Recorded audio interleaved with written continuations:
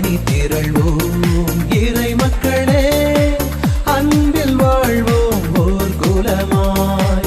அனைத்தும் படைத்து அழைத்து காக்கும் அன்பு தெய்வம் அழைக்கின்ற கிறிஸ்துவின் அடிசுவடுகளை பின்பற்றிய புனிதர்களின் ஆன்மாக்கள் விண்ணகத்தில் மகிழ்கின்றன. ஏனெனில் அவரது அன்புக்காக தங்களது இரத்தத்தை சிந்திய அவர்கள் என்றென்றும் கிறிஸ்துவுடன் அக்களிக்கின்றார்கள். தந்தை மகன் தூய ஆவியாரின் பெயராலே நம் ஆண்டவராகிய இயேசு கிறிஸ்துவின் அருளும் கடவுளின் அன்பும் தூய ஆவியாரின் நட்புறவும் உங்கள் அனைவரோடும் இருப்பதாக.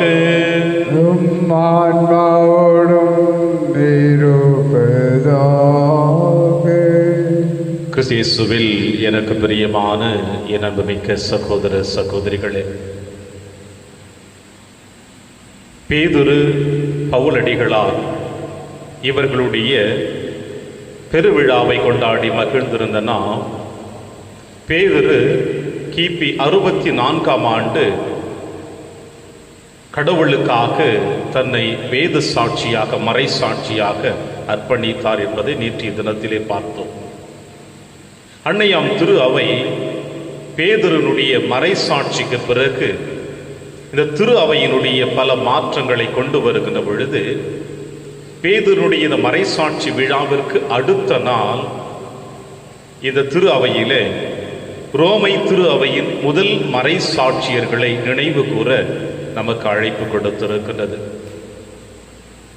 கிறிஸ்துவுக்காக தங்களை அர்ப்பணித்தவர்களை இன்றைய நாளிலே நாம் நினைவு கூற கடமைப்பட்டிருக்கின்றோம். அதிலும் ரோமை திரு அவையின் முதல் மறை சாட்சியர்கள் இவர்கள் என்ற பெருமையை இவர்கள் பெற்றிருக்கிறார்கள். எத்தனையோ நபர்கள் கிறிஸ்துவுக்காக தங்களை அர்ப்பணித்திருக்கிறார்கள்.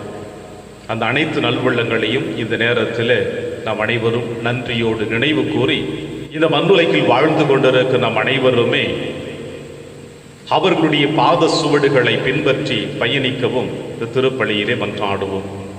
குறிப்பாக இந்த நாளிலே குழந்தை தெரேஸ், மரிய பிரகாசம், லிட்டில் ஃப்ளவர் குடும்ப கருத்தின்படி குடும்ப நலனிற்காகவும் குடும்ப ஆசீர்வாதத்திற்காகவும், குழந்தை தெரேசுக்கு வயிற்று வலி குணம் பெறவும், குடும்பத்தில் மறித்த சம்மனசு மேரி, சபரிமுத்து இவர்களுடைய ஆண் வேலைப்பாற்றிக்காகவும் திருப்பலியிலே நாம் ஜெபிப்போம். திருப்பலி ஒப்புக் கொடுக்க தகுதி பெறும் நம்முடைய பாவங்களை ஏற்று மனமருந்துவோம்.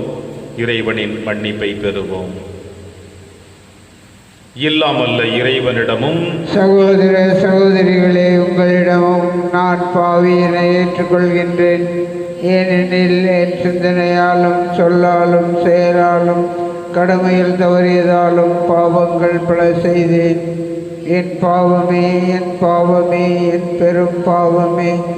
ஆகையால் எப்போதும் கன்னியான புனித மரியாவையும் வானதூதர் புனிதர் அனைவரையும், சகோதர சகோதரிகளே உங்களையும் நம் இறைவனாகிய ஆண்டவரிடம் எனக்காக வேண்டிக் கொள்ள மன்றாடுகின்றேன். எல்லாம் அல்ல இறைவன் நம்மை இறக்க வைத்து நம் பாவங்களை மன்னித்து நம்மை நிலை வாழ்விற்கு அழைத்து செல்வாராக. ஆமென். ஆண்டவரே இரக்கமாயிரும். ஆண்டவரே இரக்கமாயிரும். கிறிஸ்துவே இரக்கமாயிரும். கிறிஸ்துவே இரக்கமாயிரும். ஆண்டவரே இரக்கமாயிரும். ஆண்டவரே இரக்கமாயிரும். மன்றாடுவோமாக. இறைவா, ரோமை திரு அவையின் திரளான முதற்கனிகளை மறைசாட்சியரின் இரத்தத்தால் புனிதப்படுத்தி நீரே. அதனால் இத்தகைய துன்பமிக்க போராட்டத்தில் அவர்களிடம் விளங்கிய பற்றுறுதிகளில் நாங்கள் வலிமை பெற்று அவர்களின் வெற்றியில் என்று மகிழ்ந்திருக்க அருள் புரிவீராக. உம்மோடும் தூயாவியாரின் ஒன்றைப்பில் இறைவனாய் என்றென்றும் வாழ்ந்து ஆட்சி செய்கிறீர்கள் ஆண்டவர் இயேசு கிறிஸ்து வழியாக உம்மை மன்றாடுகின்றோம். பணிப்பெண்ணின் மகன் என் மகன் ஈசாக்குடன் பங்காளிகளாய் இருக்கக்கூடாது. தொடக்க நூலில் இருந்து வாசகம். பிரிவு 21 உட்பிரிவு 5 மற்றும் 8 முதல் 20 முடிய. ஆபிரகாமுக்கு ஈசாக்கு பிறந்த பொழுது அவருடைய வயதோ 100. அந்த குழந்தை வளர்ந்து பால் குடியும் மறந்தது.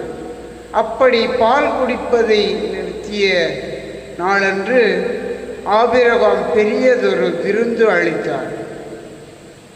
பின்னர் எகிப்தியளாகிய ஆகார் ஆபிரகாமுக்கு பெற்றெடுத்த மகன் சிரித்து விளையாடுவதை சாரா கண்டு ஆபிரகாமை நோக்கி, இந்த பணிப்பெண்ணையும் அவள் மகனையும் துரத்திவிடும். ஏனென்றால் பணிப்பெண்ணின் மகன் என் மகன் ஈசாக்குடன் பங்காளியாய் இருக்கக்கூடாது என்றார். தம் மகனுக்கு எதிரான இவ்வார்த்தை ஆபிரகாமுக்கு மிகுந்த வேதனை அளித்தது. அப்போது கடவுள் ஆபிரகாமை நோக்கி, பையனையும் பணிப்பெண்ணையும் குறித்து வேதனைப்படாதே, சாரா உனக்கு சொல்வதை எல்லாம் அப்படியே செய். ஏனெனில் ஈசாக்கின் மூலமே உன் வழிமரபு விளங்கும். உன் பணிப்பெண்ணின் மகனும் உன் வித்தாய் இருப்பதால் அவனிடமிருந்தும் இனம் ஒன்று தோன்றச் செய்வேன் என்றார். எனவே ஆபிரகாம் காலையில் எழுந்து அப்பத்தையும் தோற்பை நிறைய தண்ணீரையும் எடுத்து ஆகாரிடம் கொடுத்தார். அவற்றை அவள் தோள் மேல் வைத்து குழந்தையையும் அவளுடன் அனுப்பி வைத்தார். அவளும் புறப்பட்டு போய் பெயர்செபா என்னும் பாலை நிலத்தில் அலைந்து திரிந்தாள். தோற்பையில் இருந்த தண்ணீர் தீர்ந்தபின் அவள் புதர் ஒன்றின் அடியில் குழந்தையை கிடத்தினாள்.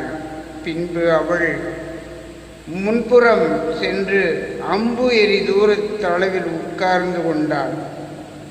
குழந்தை சாவதை பார்க்க சகியேன் என்று கூறி முன்புறம் இருந்து கொண்டே கூக்குரலிட்டு அழுதாள். அப்பொழுது கடவுள் பையனின் அழுகுரலை கேட்டார்.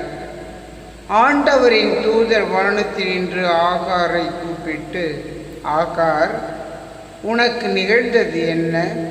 அஞ்சாதே, ஏனெனில் கிடத்தி இருக்கிற இடத்தினின்று பையனின் அழுகுரலை கடவுள் கேட்டருளினார். நீ எழுந்து பையனை தூக்கிவிடு, அவனை உன் கையில் பிடித்துக்கொள், ஏனெனில் அவனிடமிருந்து பெரிய இனம் ஒன்று தோன்றச் செய்வேன் என்றார். அப்பொழுது கடவுள் அவள் கண்களை திறந்துவிட அவள் நீரூற்றுள்ள கிணற்றைக் கண்டாள். அவள் அங்கு சென்று தோற்பையை நீரால் நிரப்பி பையனுக்கு குடிக்க கொடுத்தாள். கடவுளும் பையனோடு இருந்தார். அவன் வளர்ந்து பாலை நிலத்தில் குடியிருந்தான். அம்பு எய்வதில் வல்லவன் ஆனான். இது ஆண்டவர் வழங்கும் அருள்வாக்கு. இறைவனுக்கு நன்றி.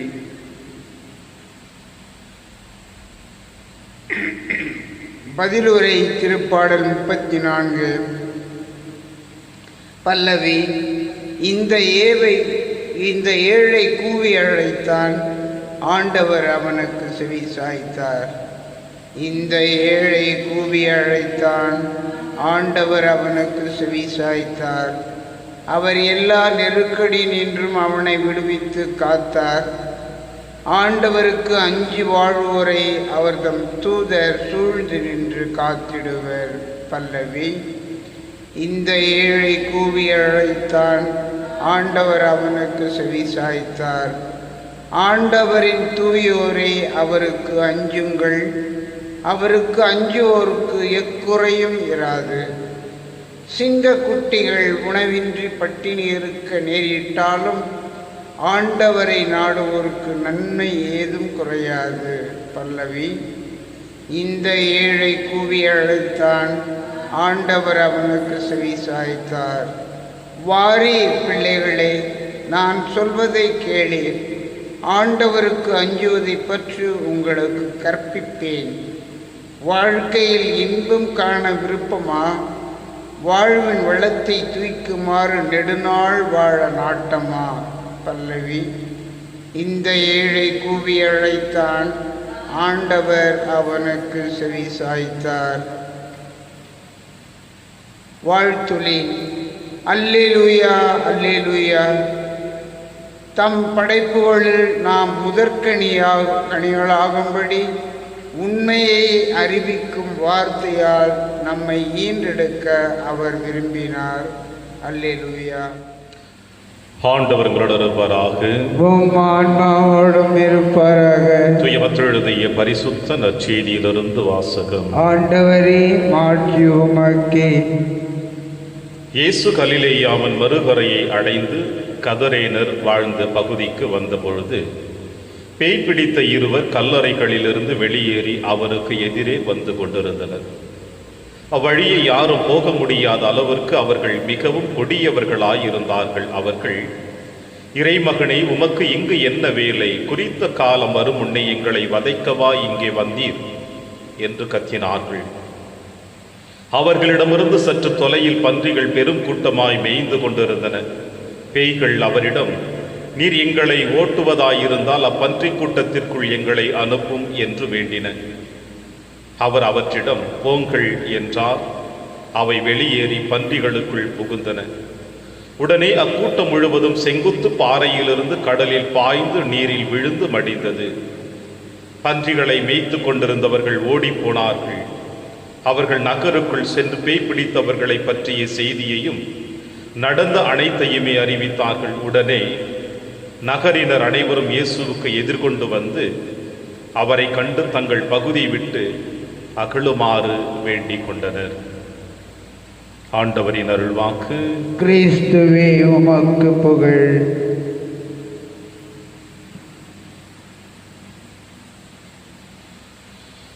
இறைமகனே, உமக்கு இங்கு என்ன வேலை? குறித்த கால வருமுன்னை எங்களை வதைக்கவா இங்கே வந்தீர்? உடனே நகரினர் அனைவரும் இயேசுவுக்கு எதிர்கொண்டு வந்து அவரை கண்டு தங்கள் பகுதி விட்டு அகலுமாறு வேண்டினார்கள். கிறிஸ்து இயேசுவில் எனக்கு பிரியமான அன்புமிக்க தேவ பிள்ளைகளே, ஒரு குருவானவர் தன்னுடைய மறையுரை புத்தகத்தில் இந்த நற்செய்தி வாசகத்திற்கு இவ்வாறு ஒரு நிகழ்வினை எழுதுகிறார். அதாவது, ஒரு நாட்டை ஆண்ட அரசன் தன்னுடைய அரசாட்சிக்கு கீழ் இருக்கின்ற அனைத்து மக்கள் மீதும் அன்பு வைத்து அவர்கள் தேவைகளை கேட்கின்ற பொழுதெல்லாம் நிறைவேற்றி கொண்டிருந்தவன்,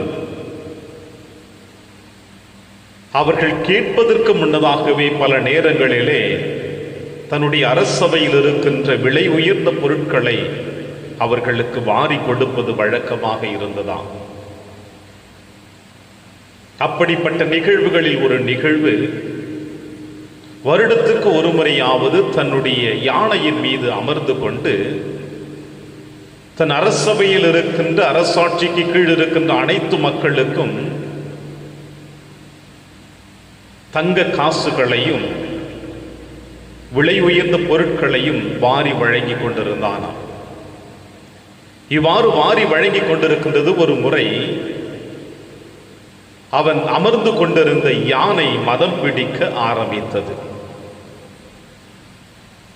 யானை மதம் பிடித்தவுடனே அது இங்கும் எங்குமாக தலை தெறிக்க ஓட ஆரம்பித்தவுடனே மக்களும் இந்த யானையின் பின்னே ஓட ஆரம்பித்தார்களாம். அப்பொழுது அரசனுக்கு பெருத்த மகிழ்ச்சி. காரணம் என்னவென்றால், மக்கள் எல்லோரும் எனக்கு என்ன ஆகிவிடுமோ என்ற அச்சத்தோடு கவலையோடு இந்த யானையின் பின்னே ஓடி வருகிறார்களே என்று சொல்லிக் கொண்டிருந்தான் மனதிற்குள்ளே. அவன் வைத்திருந்த யானையின் மீது வைத்திருந்த 2 பெட்டிகளில் விலை உயர்ந்த பொருட்கள் இருந்த ஒரு பெட்டியானது கீழே விழுந்தது. ஓடி வந்த பாதி கூட்டம் அந்த பெட்டியோடு நின்று விட்டதாம். இன்னும் கொஞ்ச தூரம் அவன் இந்த மதம் பிடித்த யானையின் மீது உயிருக்கு போராடி கொண்டு வருகின்ற பொழுது தங்க பொற்காசுகள் இருந்த பெட்டிகளும் கீழே விழுந்ததாம். அது விழுந்த இடத்திலே ஓடி வந்த பாதி கூட்டமும் நின்று விட்டது. இறுதியாக மதம் பிடித்த யானையும் அரசனும் மட்டும்தான் மிஞ்சினார்கள் அந்த நாட்டிலே. இது எதை குறிக்கிறது என்றால், எப்பொழுது ஆதாம் ஏவாள் இறைவனுடைய திட்டத்திலிருந்து இந்த உலக ஆசைகளுக்கு சாத்தானின் பிடியில் சிக்கினார்களோ அன்று முதல் இன்று வரை நிறைய இடங்களில் மனிதர்களை மனிதர்களாக மதிப்பதில்லை, மாறாக செல்வங்களுக்கு பின்னே ஓடி ஒளிந்து கொண்டிருக்கின்ற வாழ்க்கையை நாம் காணுகின்றோம்.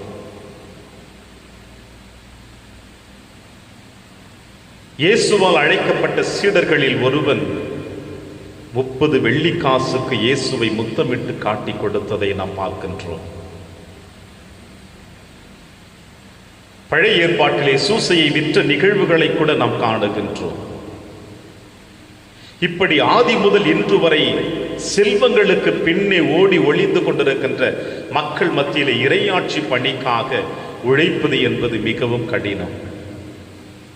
எத்தனை மனிதர்கள் பணத்திற்காக, பதவிக்காக, பொருளுக்காக எத்தனை மனிதர்களை அழித்திருக்கிறார்கள். ஏன், கடந்த சில நாட்களுக்கு முன்னதாக கூட சொத்திற்காக பெற்ற மகனையே கொலை செய்த தாயை தொலைக்காட்சியின் செய்தி பகுதியிலே வாசிக்க பார்த்தோம்.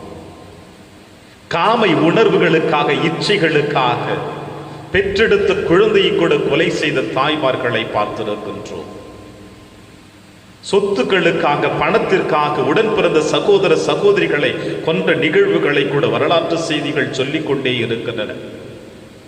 இப்படி பணம், பதவி, ஆசைகள் இவைகளுக்கு மத்தியிலே மனித நேயத்தை வளர விடாமல், ஒவ்வொரு மனிதனை வளர விடாமல் அழித்து கொண்டிருக்கின்ற இந்த உலகத்தில அன்பும், அமைதியும், நீதியும், நேர்மையும், சமாதானமும், மன்னிப்பும் இன்னும் போராட்டத்தை தான் சந்தித்துக் கொண்டிருக்கின்றது.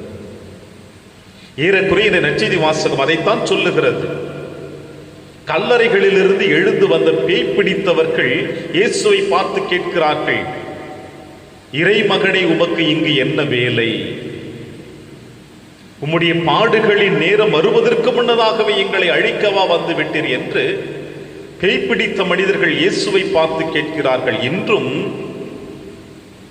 கல்லறையிலிருந்து எழுந்து வந்த இந்த பேய் பிடித்த மனிதர்களைப் போல நாம் வாழ்ந்து கொண்டிருக்கிற சமுதாயத்திலே பல நேரங்களில் நாமும் இந்த பேய் பிடித்தவர்களைப் போல பதவிக்காக, பணத்திற்காக, பட்டத்திற்காக வாழ்ந்து கொண்டிருக்கின்றோம்.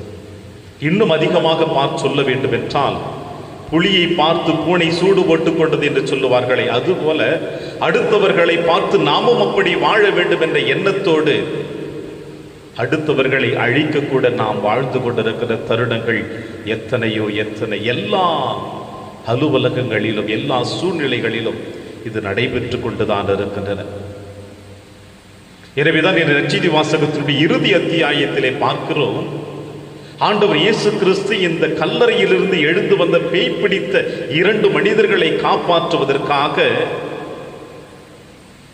1000 கணக்காக இருந்த பன்றிகளின் மீது அசுத்தாவி இறக்கச் செய்து அவைகள் செங்குத்தாக பாறையின் கீழே விழுந்து கடலில் மடிந்ததை நாம் வாசிக்க கேட்கின்றோம். மிருகமா, மனிதனா என்று பார்க்கின்ற பொழுது இறைவனுடைய பார்வையில் மனிதன்தான் முக்கியம். இயேசு அதைத்தான் செய்தார். மனிதர்கள் தான் முக்கியம், தன் சாயலாக படைக்கப்பட்ட தன் பிள்ளைகள் தான் முக்கியம் என்று பன்றிகளை விட, விலங்குகளை விட இறைவன் மனிதர்கள் மீது அளவு கடந்த அன்பு வைத்து இங்கே 2 மனிதர்களை காப்பாற்றுகின்றார். நாம் நம்முடைய வாழ்க்கையில் நம்மோடு பிறந்து வாழ்ந்த சகோதர சகோதரிகளை அன்பு செய்கின்றோமா, அல்லது சொத்துக்கள் மீது நம்முடைய அன்பு இருக்கின்றதா? ஏற்கனவே ஒரு மறையுரையில் சொன்னேன், புனித அந்தோணியாருடைய வாழ்க்கை சரித்திரத்தில் செல்வந்தன் ஒன்று இறந்து கிடக்கின்ற பொழுது அவருடைய உடலில் இருக்கின்ற இதயமானது செல்வத்தின் மீது துடித்துக் கொண்டிருந்தது அவருடைய இல்லத்திலே என்று புனித அந்தோணியார் மறையுரை ஆற்றினார். அதுபோல எத்தனையோ உள்ளங்கள் இன்றைய காலகட்டங்களிலே சொத்துக்களின் மீது ஆசைகளை வைத்து வாழ்ந்து கொண்டிருந்தார்கள். இன்று அன்னையாம் திருச்சபை நினைவு கூறக்கூடிய ரோமை திரு அவையின் முதல் மறைசாட்சியர்கள் என்று சொல்லக்கூடிய இந்த நிகழ்வு கூட நாம் வரலாற்று பகுதிகளை வாசித்து பார்த்தோம் என்றால் நம்முடைய ஈரக்குலை நடுங்கி நிற்கும் என்று சொல்லுவார்கள். இதயமே வெடித்து போகக்கூடிய நிகழ்வுகள் ஏற்பட்டது அன்றைய காலகட்டங்களிலே, ஏறக்குறைய கிபி 64 ஆண்டுகளுக்கு பிறகு. பேதுரு இறந்த பிறகு அன்னையாம் திருச்சபை இந்த உலக திருச்சபையிலே திரு அவையில் இருக்கின்ற மரித்த அனைத்து முதல் மறைசாட்சிகளுடைய நினைவை நம் அனைவரும் நினைந்து கொண்டாடக்கூடிய அழைப்பு கொடுக்கிற பொழுது இந்த வரலாற்று நிகழ்வு இவ்வாறு சொல்லப்படுகிறது. நீரோ மன்னன், இந்த உலகம் வெறுக்கக்கூடிய மன்னன், இவனை போல வாழ்க்கை வாழக்கூடாது என்று சொல்லக்கூடிய அளவிற்கு இந்த உலகத்திலே வாழ்ந்து மரித்து விட்டு சென்றிருக்கிறான் இந்த மனிதன். தன்னுடைய அரசவைக்குள் இருக்கின்ற ஒரு இடத்தில 3 நாட்கள் ஒரு பகுதியானது கொழுந்து விட்டு எரிந்து கொண்டே இருந்தது. 6 பகல் 6 இரவு என்று சொல்லுகிறார்கள். கொழுந்து விட்டு எரிந்து கொண்டிருக்கிற பொழுது அந்த ரோமை பகுதியில் இருக்கின்ற எல்லா மக்களுமே ஒருவேளை நீரோ மன்னன் இந்த எரிகின்ற நெருப்பிற்கு காரணமாக இருக்கின்றானோ, அல்லது இதை அழிப்பதற்கு, இந்த நெருப்பை அழிப்பதற்கு ஒருவேளை அவன் கட்டளையிடுவானோ என்ற எண்ணத்தோடு எதிர்பார்ப்புகளோடு இருக்கின்ற பொழுது இந்த மனிதன் என்ன செய்தான் தெரியுமா? அவன்தான் கொளுத்தி வைத்தான் இந்த நெருப்பினை. கிறிஸ்துவை மீட்பராக ஏற்றுக்கொண்ட ஒட்டுமொத்த கிறிஸ்தவர்களையும் தன்னுடைய அரண்மனையின் அருகில் இருக்கின்ற நந்தவனத்திற்கு அழைத்து வந்து அவர்களை நிறுத்தி, இதற்கு முன்னதாக இந்த 3 நாட்கள் எரிந்து கொண்டிருந்த நெருப்பிற்கு இவர்கள்தான் காரணம் என்று சொல்லி மறைமுகமாக கிறிஸ்துவை ஏற்றுக்கொண்ட காரணத்தினால் ஒட்டுமொத்த கிறிஸ்தவர்களையும் இந்த நெருப்பிலே எரிய வைத்தான். இவ்வாறு அவர்கள் எரிந்து கொண்டிருக்கின்ற பொழுது தன்னுடைய அரண்மனையின் உச்சியிலே ஏறி நின்று கொண்டு ஒரு இசைக்கருவி, பிடில் என்கின்ற இசைக்கருவி வாசித்துக் கொண்டு மகிழ்ச்சியிலே அவன் இருந்தான் என்று திருச்சபை வரலாறும் அவனுடைய வாழ்க்கை சரித்திரமும் சொல்லுகிறது. எங்கே இந்த கிறிஸ்தவர்கள் அனைவரும் ஒன்றாக வளர்ந்து தன்னுடைய அரசவைக்கு அவர்கள் தீங்கு நினைத்து விடுவார்களோ என்ற எண்ணத்தில் இந்த அரசன் தன்னுடைய பதவியை பாதுகாத்துக் கொள்ள, தன்னுடைய ஆஸ்தியை பாதுகாத்துக் கொள்ள, தன் சொத்துக்களை பாதுகாத்துக் கொள்ள ஒட்டுமொத்த கிறிஸ்தவர்களையும் எரித்து கொன்றான். ரோமை திரு அவையின் முதல் மறை சாட்சியர். பல நேரங்களிலே சொத்து, பதவி, பணம் இவைகளுக்காக நம்மையும் நாம் அழித்து கொண்டிருக்கிறோம் என்பதற்கு நாமே சாட்சிகளாக கூட வாழ்ந்து கொண்டிருக்கின்றோம். எனவே இன்றைய நாளிலே ஆண்டவர் இயேசு கிறிஸ்து மனிதர்களை காப்பாற்றினார், மனிதர்களை மீட்டார் என்ற செய்தியை கொடுக்கின்ற பொழுது நாமும் நம்முடைய இந்த உலக காரியங்கள் மீது இருக்கிற எண்ணங்களை ஒதுக்கி வைத்துவிட்டு நம்மையும் நம்மை சார்ந்தவர்களையும் பிறரையும் வாழ வைக்க இந்த திருப்பலி வழியாக இறைவனிடம் வரத்தை வேண்டி ஜெபிப்போம். இறைவன் உங்களையும் என்னையும் நிறைவாக ஆசீர்வதிப்பார். ஆமென்.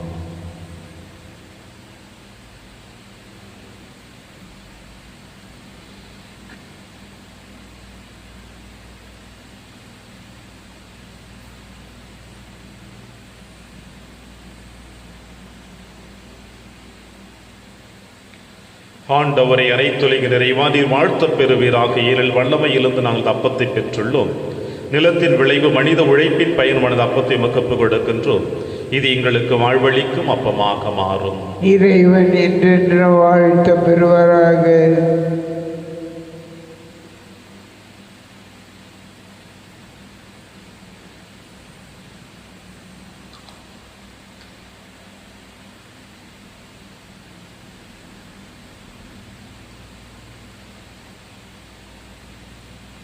ஆண்டவரை அனைத்துலகின் நிறைவா, நீர் வாழ்த்தப் பெறுவீராக. ஏனெனில் வல்லமையிலிருந்து நாங்கள் ரசத்தை பெற்றுள்ளோம். திராட்சை செடிய மனித உழைப்பின் பயணமான ரசத்தை மக்கப்பு கொடுக்கின்றோம். இது எங்கள் ஆன்மீக பானமாக மாறும். இறைவன் என்றென்றும் வாழ்த்த பெறுவாராக.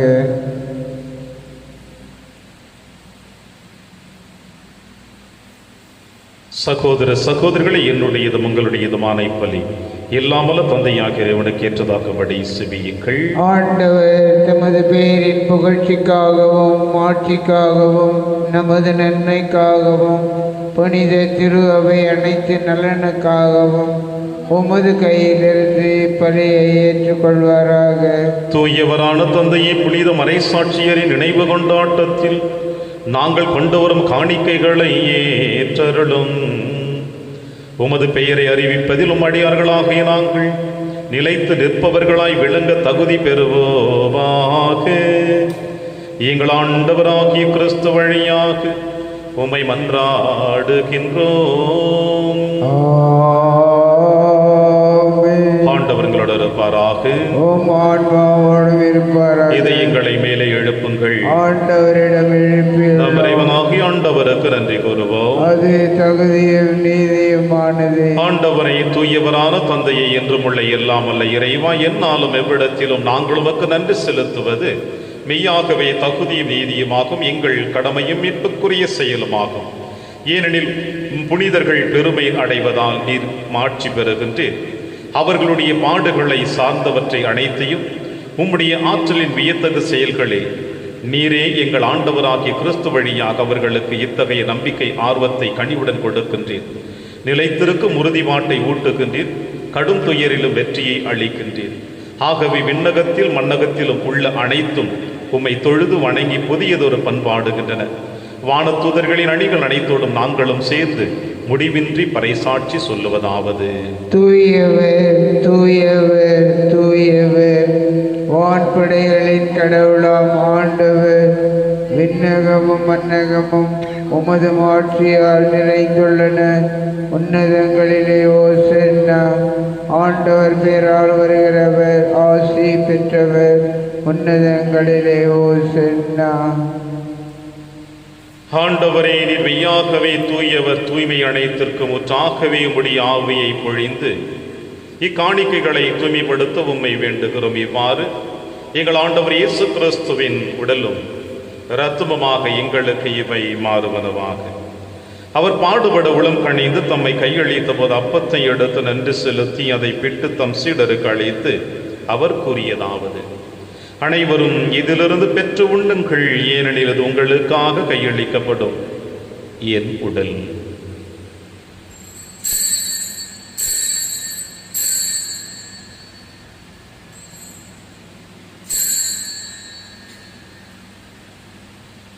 அவ்வண்ணமே இரவிருந்தை அருந்திய பின் கிண்ணத்தையும் எடுத்து மீண்டுமக்கு நன்றி கூறி தம் சீடர்களுக்கு அளித்து அவர் கூறியதாவது: அனைவரும் இதிலிருந்து பெற்று பருகுங்கள், ஏனெனில் இது புதிய நிலையான உடன்படிக்கைக்குரிய என் இரத்தத்தின் கிண்ணம்.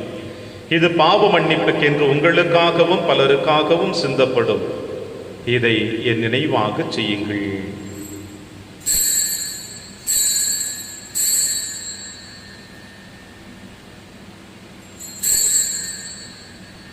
நம்பிக்கையின் மறைபொருள். ஆண்டவரே, நீர் வருமளவோ உமது இறப்பினை அறிக்கையிடுகின்றோம், உமது உயிர்ப்பினையும் எடுத்துரைக்கின்றோம். ஆகவே ஆண்டவரே, நாங்கள் கிறிஸ்துவின் இறப்பினையும் உயிர்ப்பினையும் நினைவு கூர்ந்து வாழ்வதரும் அப்பத்தையும் மீட்பளிக்கும் கிண்ணத்தையும் உமக்கு புகழ்கின்றோம். உம் திருமுன் என்னும் கோழியை புரிய தகுந்தவர்களிடம் எங்களை ஏற்றுக்கொண்டீர். எனவே உமக்கு நன்றி செலுத்துகின்றோம். மேலும் கிறிஸ்துவின் உடலிலும் இரத்தத்திலும் பங்கு கொள்ளும் எங்களை தூய ஆவியார் ஒன்று சேர்க்க வேண்டும் என உம்மை தாழ்மையுடன் மன்றாடுகின்றோம். ஆண்டவரே, உலகெங்கும் பரவியிருக்கும் திரு அவை நினைவு கூர்ந்தருளும். எங்கள் திருத்தந்தை பிரான்சிஸ், எங்கள் ஆயர் ஆண்டனி சுவாமி, எல்லா திருநிலையர் ஆகியவரோடும் உமது திரு அவை அன்பில் நிறைவு பெற செய்திருளும். தந்தையே, நீரும் அழைத்து கொண்ட சம்மன சுமரி சவரிமுத்து எனும் அடியார்களை நினைவு கூர்ந்தருளும். உம் திருமகனோடு அவரது இறப்பில் இணைக்கப்பட்டிருந்த இவர்கள் உயிர்ப்பிலும் அவரை போல் இருக்க செய்திருளும். மேலும் உயிர்த்தெழும் எதிர்நோக்குடன் துயில் கொள்ளும் எங்கள் சகோதர சகோதரிகளையும் இறந்தோர் அனைவரையும் இரக்கத்துடன் நினைவு கூர்ந்து உமது திருமுகவழியில் ஏற்றருளும். எங்கள் அனைவர் மீதும் இரக்கமாயிரும். கடவுளின் கண்ணி தாயார புனித மரியா, அவருடைய கணவரான புனித யோசேப்பு, புனித திருத்தூதர்கள், புனித பிரான்சிஸ் சேவேரியார், புனித கஸ்பார் மற்றும் விளைகள் மக்கு உதவராயிருந்தாகிய புனிதர் அனைவருடனும் நாங்கள் நிலைவாழ்வில் பங்கு கொள்ளும் தகுதி பெற்று உம் திருமகனேசு கிறிஸ்து வழியாக உம்மை புகழ்ந்தேத்து மரமுருள உம்மை மன்றாடுகின்றோம். இவர் வழியாக இவரோடு இவரில் எல்லாம் வல்ல இறைவனாகிய தந்தையே, தூய ஆவியாரின் ஒன்றிப்பில் எல்லா புகழும் ஆட்சியும் என்றென்றும் உமக்கு உரியதே. ஆமென், ஆமென், ஆமென்.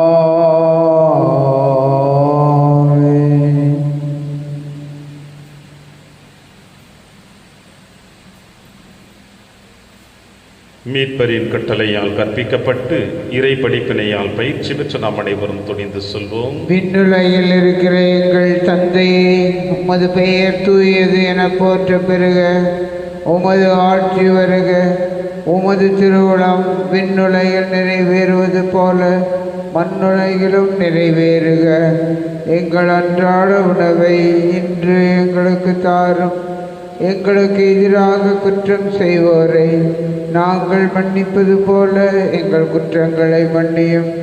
எங்களை சோதனைக்கு உட்படுத்தாதேயும், தீமையிலிருந்து எங்களை விடுவித்தருளும். ஆண்டவரே, தீமை அனைத்திலும் இருந்து எங்களை விடுவித்து எங்கள் வாழ்நாளில் அமைதியை கனிவுடன் அருளமை மன்றாடுகிறோம். உமது இரக்கத்தின் உதவியால் நாங்கள் பாவத்திலிருந்து எப்பொழுது விடுதலை பெற்று யாதொரு கலக்கமும் இன்றி நலமாய் இருப்போமாக. நாங்கள் எதிர்நோக்கி இருக்கும் பேரின்பத்திற்காகவும் மீட்பராக இயேசு கிறிஸ்து வருகைக்காகவும் காத்திருக்கின்றோம். ஏனெனில் ஆட்சியும் வல்லமையும் ஆட்சியும் என்றென்றும் உமதே. ஆண்டவரே இயேசு கிறிஸ்துவே, அமைதியை உங்களுக்கு விட்டுச் செல்கிறேன், அமைதியை உங்களுக்கு அளிக்கிறேன் என்று உம் திருத்துதர்களுக்கு வழிந்தீரேன்.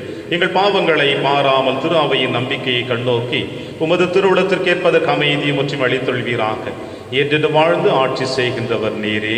ஆமென். ஆண்டவருடைய அமைதி உங்கள் அனைவரோடும் என்றும் இருப்பதாக. ஆன்மாவோடும் இருப்பதாக. ஒருவருக்கொருவர் உறவின் வாழ்த்தை அறிவித்து மகிழ்வோம். சமாதானம்.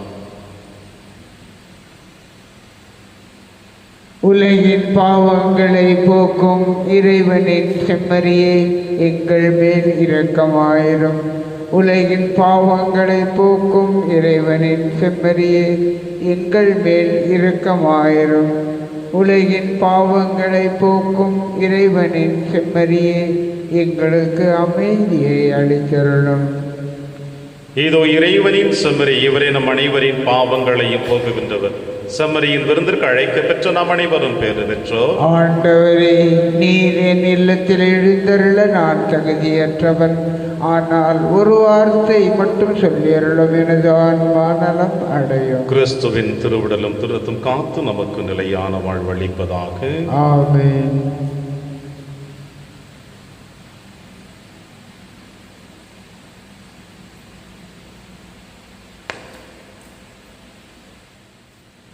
கிறிஸ்துவின் ஆன்மாவே, என்னை புனிதமாக்கும். கிறிஸ்துவின் திருவுடலே, என்னை மீட்டருளும். கிறிஸ்துவின் திருத்தமே, எனக்கு எழுச்சியூட்டும். கிறிஸ்துவின் விழாவின் தண்ணீரே, என்னை கழுவிடுமே. கிறிஸ்துவின் பாடுகளே, என்னை தேற்றிடுமே. ஓ நல்ல இயேசுவே, எனக்கு செவிசாயும். உன் திருக்காயங்களுள் என்னை மறைத்தருளும். உம்மிடமிருந்து என்னை பிரிய விடாதேயும். தீய பகைவரிடமிருந்து என்னை காத்தருளும். எனது இறப்பின் வேளையில் என்னை அழைத்தருளும். உம்மிடம் வர எனக்கு கட்டளையிட்டருளும். புனிதர்களோடு எக்காலமும் உம்மை புகழ செய்யும். ஆமென். நான் சோதிக்கப்படும் பொழுது என்னோடு இருந்தவர்கள் நீங்களே. நான் உங்களுக்கு ஆட்சியுரிமை கொடுக்கிறேன் என்கிறார் ஆண்டவர். அதனால் என் ஆட்சியில் நீங்கள் என்னோடு உண்டு குடிப்பீர்கள். நன்றி கூறி மன்றாடுவோமாக. இறைவா, உமது மறைசாட்சியரின் விழாவில் சிலுவையின் மறைபொருளை வியத்தகு வகையில் ஒளிர செய்தீரே. அதனால் இத்திருப்பலின் வழியாக நாங்கள் வலுப்பெற்று கிறிஸ்துவோடு உண்மையாக இணைந்திருக்கவும் திரு அவையில் அனைவரின் மீட்புக்காக உழைக்கவும் அருள்வீராக. எங்கள் ஆண்டவராகிய கிறிஸ்து வழியாக உம்மை மன்றாடுகின்றோம். ஆண்டவர் உங்களோடு இருப்பாராக.